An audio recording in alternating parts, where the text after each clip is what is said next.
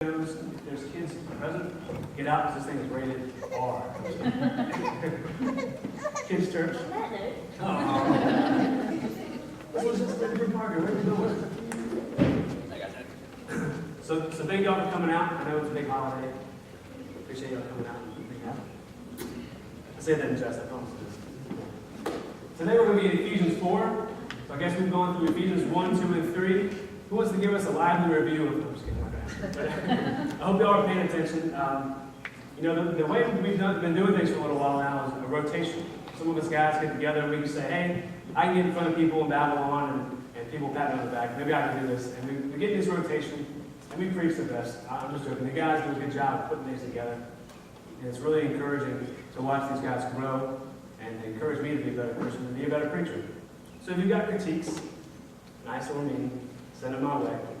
We all want to be a better preacher, a better servant, and able to communicate the faith that we claim ours. But we're in Ephesians 4. If you've got your Bibles, go ahead and hold them up for me.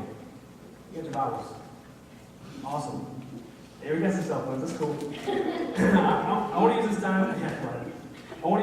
And I'm going to get on my soapbox. I'm the one with the mic, not y'all, so I get to talk for a second.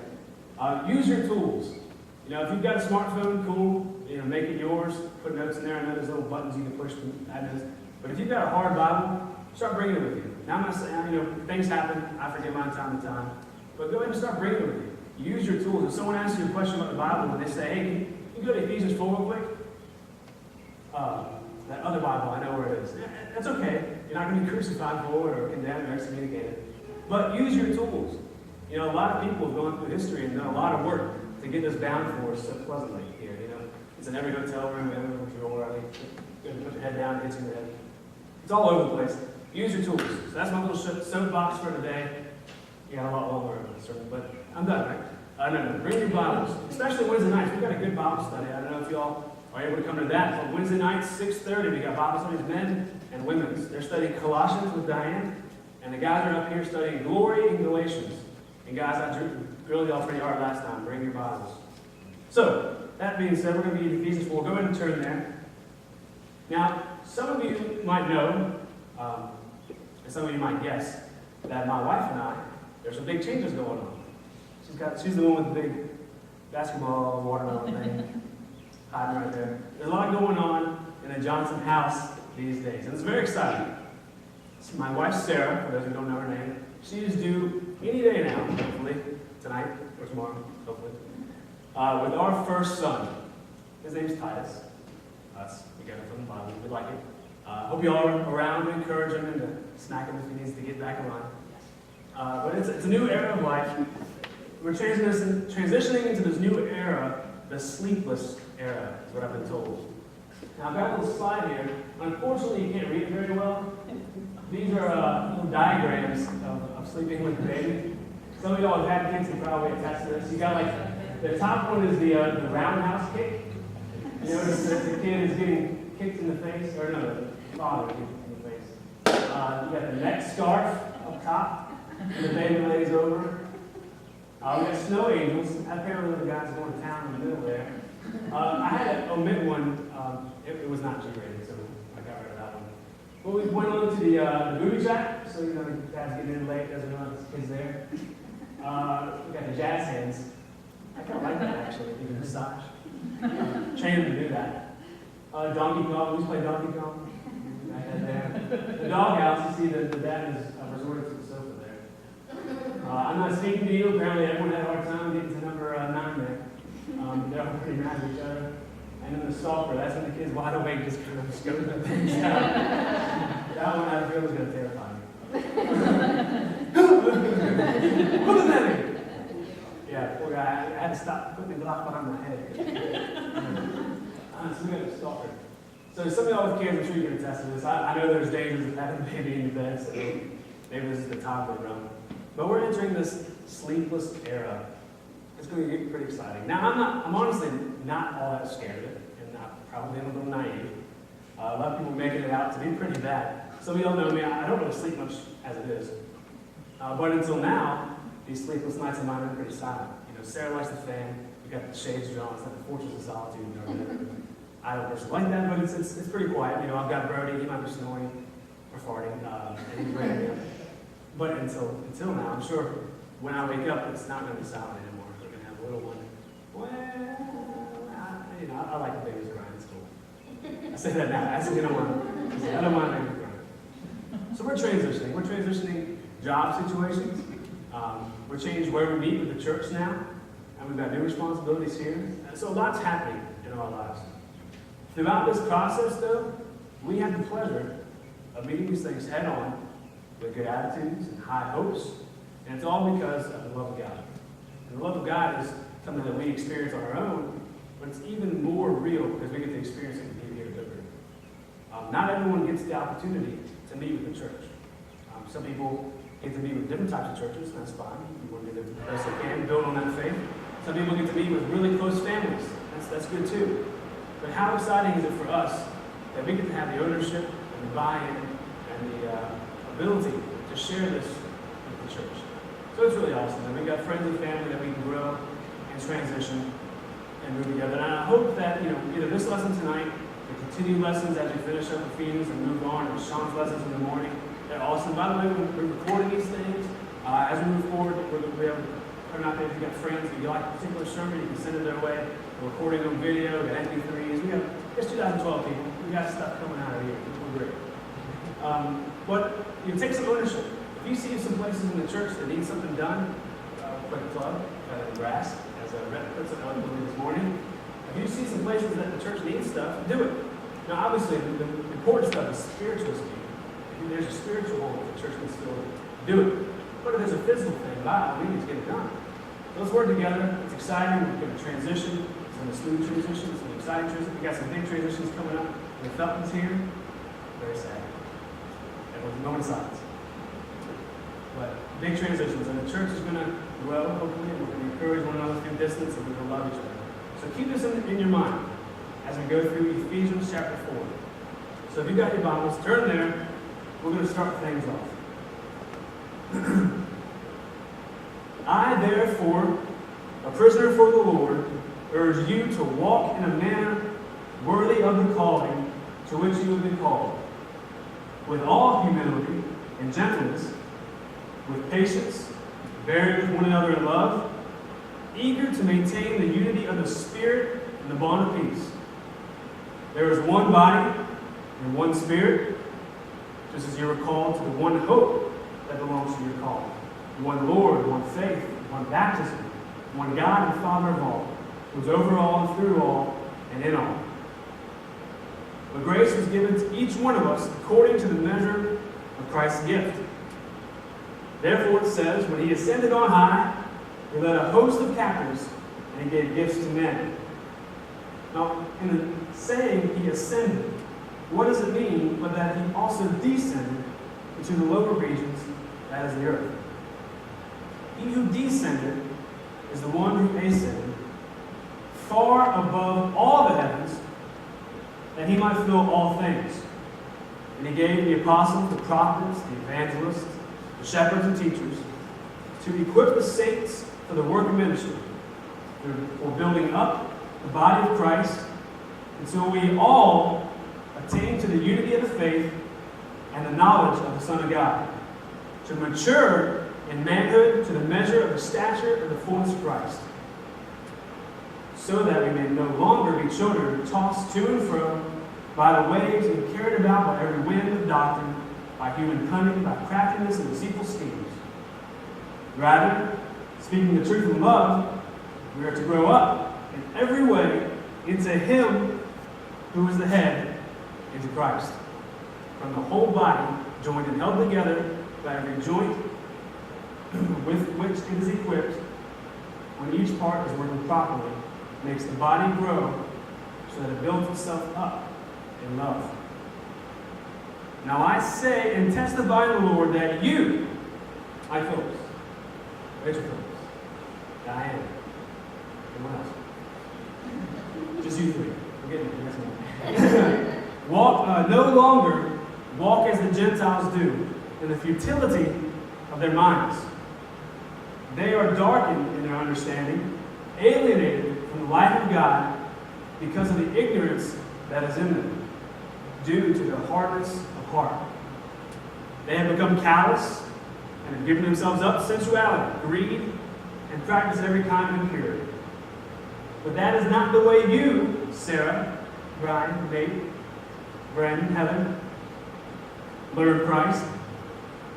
Assuming that you have heard about Him and were taught in Him, as the truth is in Jesus, to put off your old self, which belongs to your former manner of life, and is corrupt through deceitful desires, and to be renewed in the spirit of your minds, and to put on the new self, created after the likeness of God in true righteousness and holiness. Therefore, having put away falsehood, let each one of you, say your own name there in your head, let each one of you speak the truth with his neighbor, for we are members of one another. Be angry and do not sin. Do not let the sun go down in your anger, and give no opportunity to the devil. Let the thief no longer steal, but rather him labor, doing honest work with his own hands, so that he may have something to share with everyone in need. Let no corrupting talk come out of your mouths, but only such as is good for the building up, as fits the occasion, that it may give grace to those who hear. And do not grieve the Holy Spirit of God, by whom you were sealed the day of redemption. Let all bitterness and wrath and anger and clamor and slander be put away from you, along with all malice.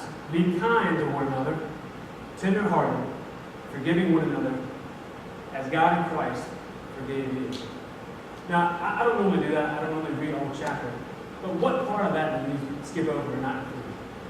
Ephesians 4 is an incredible book. If you've got memory work, if you want to attain something, memorize Ephesians chapter 4. It's an amazing chapter.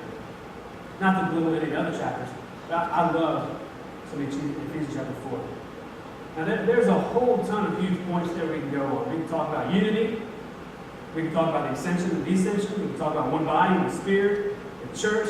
We can talk about how we're created after the likeness of God in true righteousness and holiness. Now, you remember in Genesis we were created in the image of God. But now we're created in true righteousness and holiness.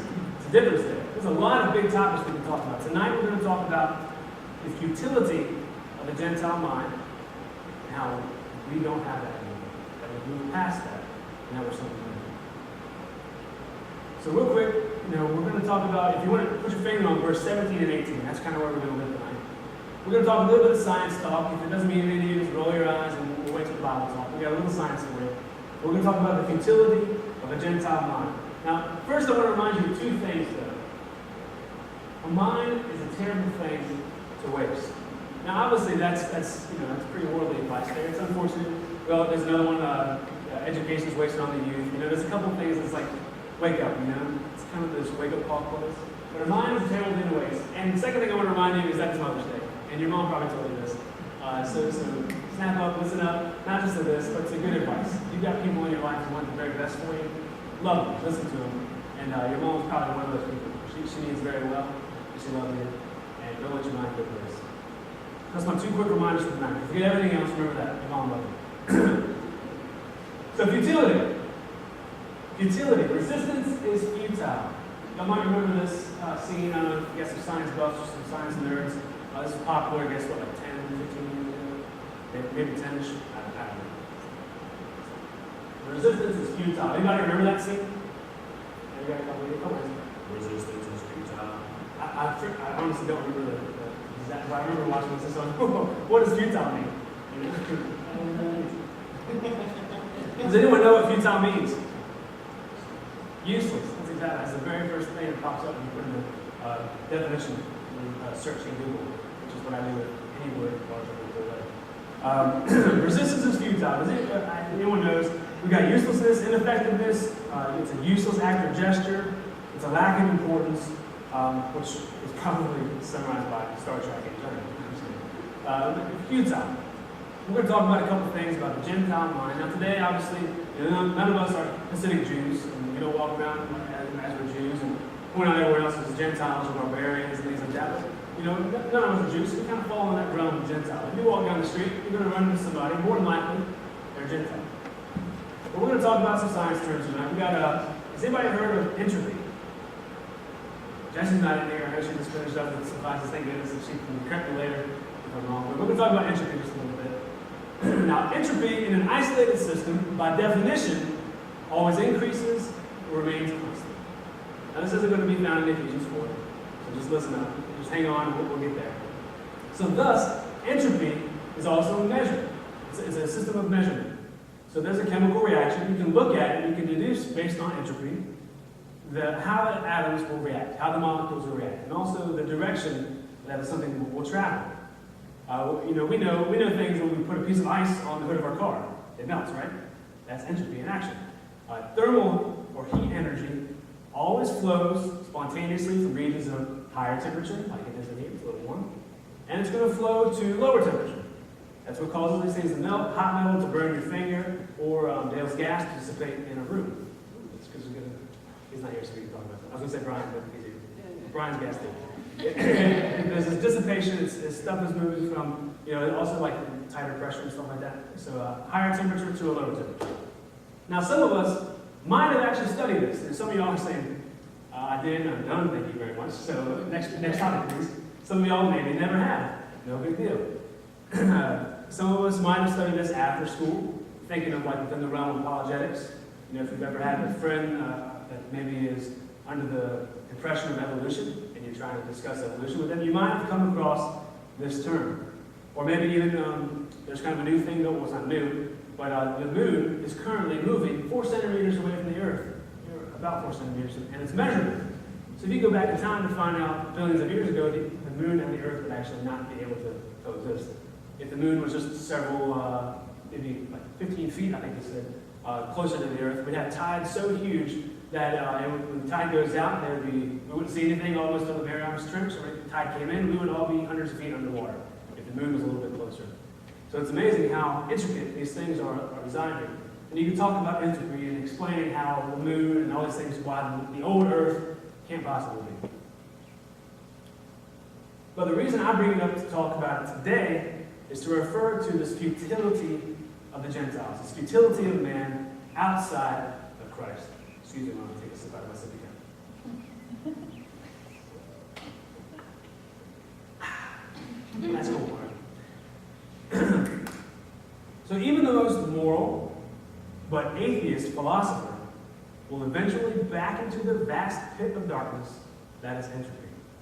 You see, this idea of entropy also tells us another thing about the universe, and all the stars, and all the galaxies, and the planets, including our own planet, the atmosphere, the ocean, the people in it, the animals in it. Tells us a little bit about these things. Now, in a science room, in a laboratory, you can say, the scientist over there farted, and this guy over here can smell it. We're talking a lot of farts there. Maybe he talks about farts there, so this is great. In a laboratory, you can see these things, and you can experience it, and you can feel it. Well, the same thing applies to the universe. So this entropy is telling us something here, that over time, all of matter, and this is what they'll tell you after the Big Bang and how the universe is expanding and disappearing, and eventually everything is smoothing out to this thin nothingness. That all this, eventually we will spin away from the Earth, we'll spin away from the sun will go out, other galaxies are getting further and further away, other universes are falling apart, everything is thinning out, we're no longer dense.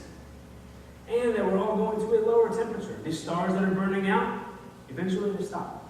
And it's low temperature. All this matter comes to a halt. It's what's the term? I thought I wrote it down. Motionless matter at a cool temperature. Now, how futile is that? You're working hard, you're sweating, you got your brow, maybe you're like me, you're a computer nerd, you're working, you're flying away in your fingers, you're working your tail off, and all of a sudden, boom, everything's gone. We're just thin matter at a low temperature. How futile is that? So Sue, Nate, and I recently got to have a table talk, a discussion with a pretty influential atheist. And a lot of good, and a lot of, maybe not bad, but a lot of good came from it. The good was that we were able to prove that politically minded Christians can cooperate with atheist politically minded people. And we want to do that. And, people we looked up to, like Jay Wilson's talked about it, how we worked with Catholics and Baptists and things to have adoption reform or abortion reform in the states. We can work together on common goals. That by all means. But there's a certain amount of fellowship that can exist there. It's various temporary things. But we know that there's a difference there. So the bathroom is that we got to hear firsthand the futility of a Gentile. One guy we were talking to, he was talking about how his life is short. Oh yeah, your life is short. Big picture thinking. And he knows that there's nothing afterwards. Oh, that's upsetting. So he's trying the best he can to make the world a better place for his kids. Sure, it's noble, it's selfless, but it's not really, because it's only temporary at best. So he'd say his kids are great. Well, then what? His grandkids? Great-grandkids? You got this long line of people, sure. We want the best for our generation, of course. I want the best for everyone's generation, not just mine. But realistically, it's temporary at best. Because eventually, we're all just spread out matter at a low temperature. Which is sad. And these guys are fighting really hard. These people are going to jail. They're working a lot. Y'all don't even realize that behind the scenes, people are working really hard to keep this land free. And they don't even realize how futile it is. But praise the Lord that they're working. We'll keep them up and keep working together. So before, I also mentioned evolution. Evolution is kind of the other side of things.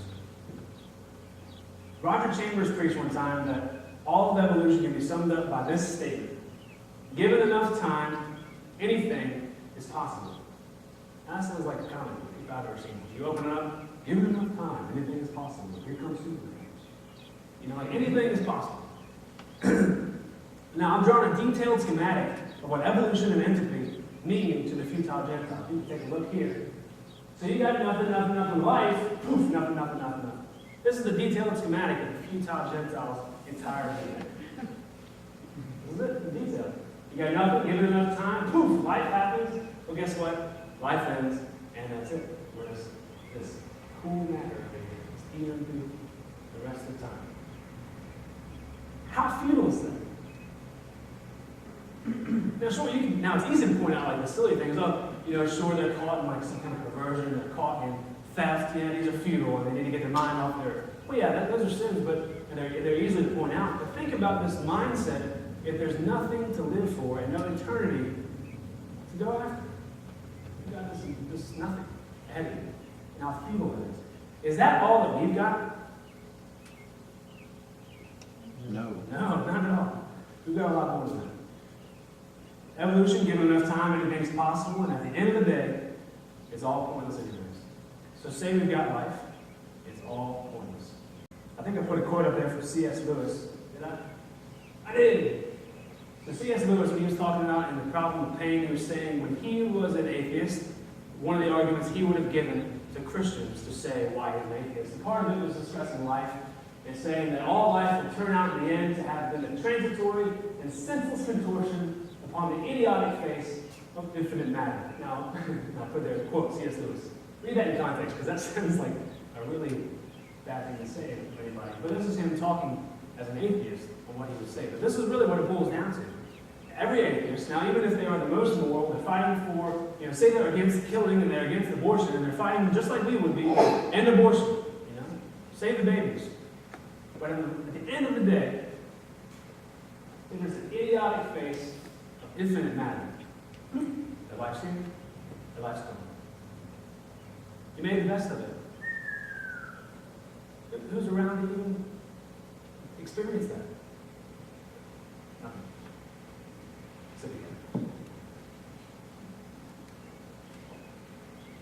So to end things today, I want to tell you a quick story about Jeff Hostetter. If anyone knows Jeff, one of his daughters comes in with a top Jessica, they goes to this every now and then. I was listening to a sermon about Jeff, and he actually gave me the idea. I was listening to his sermon, he read the whole chapter of Ephesians. And he is yelling and screaming, it's awesome. I was like, I want to do that. I don't quite have that something, but we're getting there. Maybe after a couple of years break. But Jeff told us a story how he got his letter from one of his friends in Africa. And the guy, he was writing to Jeff, and he was saying how blessed things are over there, and how good things are going. Now, these are people, they got tires and shoes, and they're having trouble eating, but they're writing about how awesome things are, because they're converted. So he's talking to this lady, and her name's Mary, and she's a witch doctor. Has anybody heard of this story before? Good. I can mess up a couple things you don't even know. Just kidding. So Mary's a witch doctor, and she's 80 years old. She's working in this town. I can't even pronounce the name, so I didn't write it down. She's working in this town in Africa. She's 80 years old. She's been doing this all her life. She's been trained by generations before, her cousins who've been doing this, and their generation before them. And she's doing the best she can to be the best witch doctor she can. She's got idols. She's got these potions and things that she's been keeping passed down through generations. She's got her cousins. There's tribal wars going on, so their cousins give her some stuff because she's the most renowned witch doctor, so she can hang on to all the stuff for them. So Mary's this witch doctor. Well, she listens to a sermon preached by two guys that Jeff happened to have taught at a school, and Mary's converted. Her heart's pricked. She starts to understand. They have some Bible studies that explain what absolute truth is, and sure enough, this woman gives her life to Christ. 80 years old, witch doctor. She's probably never went to school, never went to college, never had to talk about entropy or evolution with anybody. She's worried about if the bullfrog over there or the tree frog over there is going to heal such and such over yonder. It's an entirely different realm. But she's pricked in her heart, and she becomes a Christian. Now, because she listened to them, she converted, she gave the idols that were not hers back to her cousins. She gave them to her friends. She said, look, these aren't mine. I'm done with this. I got a new life, a new person. I'm not a witch doctor anymore. I'm a Christian. And she goes out in the middle of her town, and she makes a little fire, like she normally does. Normally they're chanting around and they're doing something crazy. And she drops all of her idols in there. Now, someone might say, oh, it's just burn the idol, something happens. No, she gets them all burnt to get rid of them. She's done. She starts all whatever language they write down, it's in the fire, it's going up the smoke, you got the frog legs going in town. But all this stuff's going crazy, it's going to town. All done. Her idols are touched. She's telling people around her, I got rid of the idols. I'm different. I'm done. 80 years of witchcraft, I'm done. I'm putting it all behind me. I know who Jesus is now. I know Jesus. He's saving me. And she's telling them. Now the people there are mad. First off, they're mad because this is their right. This is their how they were born, how they were raised. What is this Jesus thing?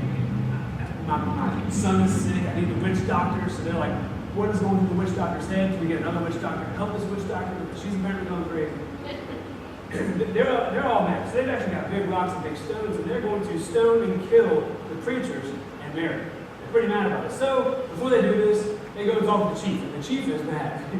He's like, hey, this is my witch doctor. They got everyone up in arms. They got sticks and stones. They're going to break some bones. That's happening in and they're going to go crazy, and something bad is going to happen. So the chief is now mad. Guys, whoa, what is going on here?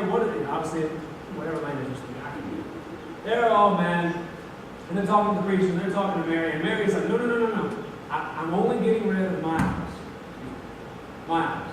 I didn't destroy someone else's property. I gave them their back. With explanations, I didn't say, hey, here's your frogs in case something goes down. No, that wasn't that case at all. She's got rid of that to avoid the fact that they want to destroy someone else's property. She got rid of her own idols by her own accord, and she invited the preachers on her own tour. It was her call. So the chief said, that's awesome. Now, what in the world? I'm thinking the chief would say, that is crazy, get out, And he said, that's interesting. And now these preachers have an avenue to talk to the chief of this place, based on Mary's change. And the place actually happens, her name is actually Mary. So if you ever hear the story again, you hear Jeff give more detail. They have a lot of Catholic influence over there. Anyways. So Mary is doing this. The chief says, okay, this is interesting, this is cool. I'm going to give you 4 big, strong guys to escort you, in case things get a little crazy. So even though they got the sticks and stones and they want to break some bones, you got these 4 strong guys now, helping Mary, helping the 2 preachers, and the chief gives them their blessing. And they actually kind of protect Mary now and move her to a new town that she's trying to be a different person. Now with Mary, it's easy to see how she'll no longer walk like the Gentiles. She's past the old feudal thinking, right? She's separated now. She's actually separated physically, but spiritually speaking, she's separated. She's different. She's new. A distinct change has happened. Now for us here, you can say, okay, yeah, you got a crazy witch doctor, yeah, and now she's a Christian. That's huge. It's a big difference. It's easy to tell. Black and white, done. Mary's Christian. We're going to begin it now. It's apparent. What about you? What about you has changed? Now here in America, you hear the term, we're a Christian nation. Are we just born for luck that we got Christian parents? Are we just lucky enough to be told of this man Jesus? Are we just Americans living our lives, Christian Americans, and we just add Christianity to us to finish us? No, you're not just adding Christianity to yourself and all of a sudden you're good. You're getting rid of the old self, and you're putting on the new. It's an entirely different mindset, guys. So many people in the world, they want to just add the Christianity to them. Hey, I'm a good person. I'm doing okay. Maybe I steal a little bit. Maybe I lust a little bit. Maybe I embezzle a little bit. It's just stealing some pencils and stuff from work. It's not a big deal. I go to church, I'll be the best person I can. They're just adding Christianity to this already wretched, now this is not me calling it wretched, by their own accord, they've broken the moral law. They're just adding something to it. They're just trying to lump Christianity into what they've already got. Guys, we are a distinct new creature. Do you believe that? Oh, yeah. Then what have you left behind? Now the answer is, hopefully you can start naming some things. I left behind this, left behind this, left behind this. Fantastic. Tell somebody. Now you don't have to go bragging about your sins, that's crazy. But encourage somebody to make the same change. Now maybe you don't have something. You don't have a list. Well, maybe I didn't change it. I thought I was just adding to it. I'm going to tell you today, guys, it's not the route you want to take. You are a new creation. Something is bound to change. Now, in Mary, it's a parent. It's easy. She's not a witch doctor anymore. Okay, now she's a Christian. None of y'all are witch. I'm not offending you, but no one was a witch doctor. Michael is. Maybe you were just a silly Sicilianist. Maybe you're just a dad. You're just doing the best you can. You raise your kids to whatever standard you can do, whatever standard the world tells you, whatever you see on TV. It says, that was cute. I'm gonna grade my family like it was a show. Seventh Heaven. You got that dad who's raising the family and everyone saw it. I never saw it. Girl shows. Anyways. I love that shit. So maybe you got your standard and you're just trying to live your life. Man, when you become a Christian, you're different. You're not just adding Christianity to what you got. Something's got to give. Something's got to change. So what about you? James 1:22 tells us, but be doers of the word and not hearers only, deceiving yourselves. If you're just listening to this stuff, if you're just piling it on, you're deceiving yourself. Something's got to give. Something's got to change. Be doers of the word. Don't just be happy just squeaking by. Renew your mind and be a good soldier for Christ. Let's go. Father God, thank you for your word. Thank you for the men and women before us. You've taken the time to sacrifice their lives and their times, their livelihoods, their families, different things in their lives that they've scheduled to be at and be a part of. And they've sacrificed those things so that they can be with the church and to edify the church and to pass on these scriptures to their family, their friends, their strangers, and everyone who they meet. God, I pray that we are bold and active in sharing our faith. God, I pray that we are hungry and looking to know more about this faith. Not that we're just comfortable adding on to what we've already got.